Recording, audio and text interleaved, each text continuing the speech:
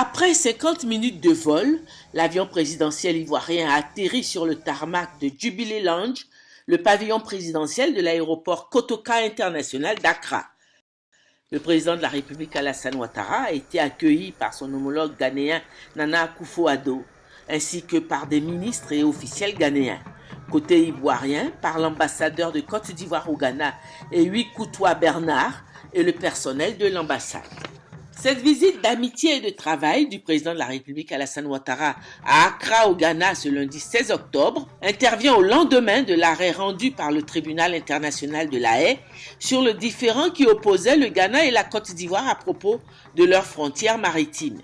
Mais comme pour signifier que rien ne peut ébranler l'amitié et la fraternité entre leurs deux pays. Amitié et fraternité si patiemment entretenues par le président de la République Alassane Ouattara et les présidents Atta Mills, puis John Dramani Mahama et maintenant Nana Akufo-Addo.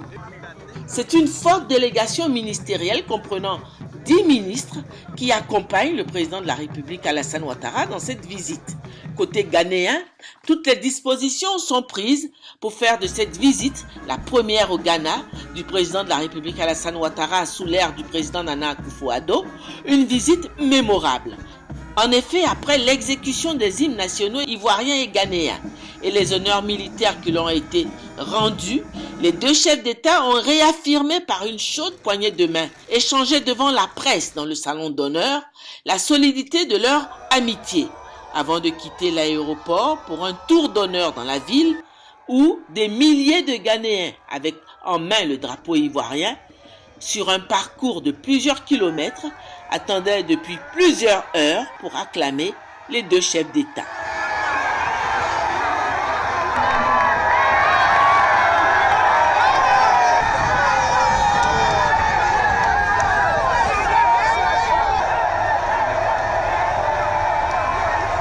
Visite d'amitié et de travail avec comme objectif de formaliser l'excellente relation d'amitié qui s'est instaurée entre les deux chefs d'État et entre les deux pays.